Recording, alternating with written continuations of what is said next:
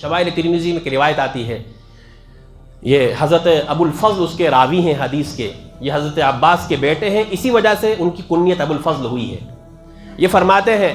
کہ ایک مرتبہ میں اللہ کے نبی صلی اللہ علیہ وسلم کے پاس آیا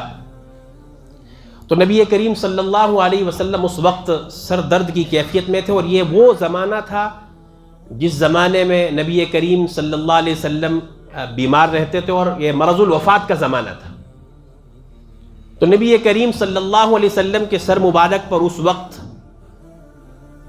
جو ایک پٹی سی بندھی ہوئی تھی، اس کے بارے میں بعض شراح نے محدثین نے لکھا ہے چونکہ اللہ کے نبی کو اس وقت آدھے سر کا درد رہتا تھا، اور وہ درد اس کی وجہ بھی لکھی ہے، وہ یہودیہ عورت نے جو وہ کھانے میں زہر ملا کے دیا تھا اس کے اثرات بیان کیے جاتے تھے، آدھا سر کا درد تھا۔ تو جیسے ہمارے ہاں بھی ہوتا ہے نا، ہم بھی وہ پٹی سی باندھ دیتے کبھی سر درد ہو۔ تو نبی علیہ الصلوۃ والسلام نے حضرت فضل سے فرمایا اشدد بهذه العصابة رأسی، اے فضل میری اس پٹی کو ذرا کس کر کے باندھ دو۔ ففعلت، حضرت فضل کہتے میں نے ایسا کر لیا، وہ پٹی کس کر کے باندھ دی۔ تو پھر حضرت فضل فرماتے ہیں نبی کریم صلی اللہ علیہ وسلم نے میرے کندھے پر ہاتھ رکھا اور میرا سہارا لے کر اللہ کے نبی صلی اللہ علیہ وسلم کھڑے ہوئے، چونکہ کمزوری بھی تھی، نقاہت تھی، سر میں درد تھا۔ اصل میں تو جو حدیث میں جو واقعہ ہے وہ یہی بیان کرنے کے لیے ہے کہ کسی کا سہارا لے کر اٹھنا جائز ہے، اسی کے ضمن میں امام ترمذی رحمۃ اللہ علیہ نے یہ روایت لائی ہے، لیکن اس سے آگے جو مطلوب ہے وہ سنانا چاہتا ہوں۔ اللہ کے نبی علیہ الصلوۃ والسلام مسجد نبوی میں تشریف فرما ہوئے اور حضرت فضل سے فرمایا لوگوں کو جمع کرو۔ قربان نبی علیہ السلام کی ذات اقدس پر ہم نے کتنا مذاق بنایا نا اس دین کو، ہے نا، کتنا ٹھٹھا کرتے اللہ کے نبی کے اس دین کے ساتھ۔ یہ جو باتیں میں آپ سے کہتا ہوں یہ میں پہلے اپنے آپ سے کہتا ہوں، اللہ کرے کہ ہمیں یہ باتیں سمجھ میں آئیں اور ہم ایسے مومن بن کر کے دنیا سے جائیں کہ دنیا میں جانے سے پہلے ہی اللہ کو پیارے ہو جائیں، اس حال میں دنیا سے جائیں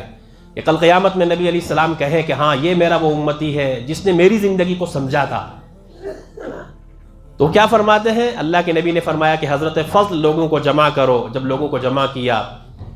یہ ظہر سے پہلے کی بات ہے، ظہر کی نماز سے پہلے کی بات ہے، تو حضرت فضل نے فرمایا، وہ حضرت فضل کہتے ہیں کہ میرے کہنے پہ لوگ جمع ہوئے، نبی علیہ الصلوۃ والسلام نے لوگوں کو جمع کر کے خطبہ دیا۔ چونکہ یہ مرض الوفات کا زمانہ ہے، نبی علیہ السلام نے پتہ کیا کہا؟ اے لوگوں میں تمہارے سامنے ہوں، اگر میں نے تم میں سے کسی کو مارا ہو تو مجھ سے آ کر بدلہ لے لے۔ تم میں سے میں نے اگر کسی کو مارا ہو تو میں حاضر ہوں، میری کمر اٹھا کر کے مجھ سے بدلہ لے لے۔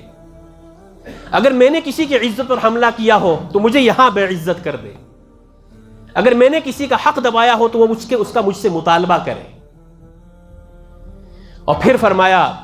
کہ میرے لیے یہ دنیا میں حقوق ادا کر دینا کسی کو دینا آسان ہے، لیکن اگر کل قیامت میں وہاں پر یہ کچھ لین دین کا معاملہ ہوا تو یہ بہت مشکل ہوگا، میں اس کی ادائیگی نہیں کر سکتا۔ اور پھر راوی فرماتے ہیں ظہر سے پہلے بھی اللہ کے نبی نے یہ خطبہ ارشاد فرمایا، پھر ظہر کی نماز کے بعد دوبارہ یہی کلمات نبی علیہ الصلوۃ والسلام نے صحابہ کے سامنے دہرائے، اور پھر حضرت عائشہ کے حجرہ مبارکہ میں جا کر عورتوں کو جمع کر کے یہی کلمات دہرائے۔ سوچئے ذرا، ہم کتنے لوگوں کے حقوق پہ ڈاکہ ڈالتے ہیں، زمینوں پہ قبضے کرتے ہیں، کسی کا حق دباتے ہیں، یتیم کا مال کھاتے ہیں، کسی کے پیسے اڑا لے جاتے ہیں، کسی کا قرض لیا تو پھر دیتے ہی نہیں ہیں، کتنے سارے معاملات ہیں۔ یاد رکھیں یہ سب کچھ اللہ کے سامنے دینا پڑے گا، اس لیے اس سے پہلے کہ ہم حقوق کسی کے غصب کرتے ہوئے دنیا سے جائیں، فکر اس بات کی کر لیں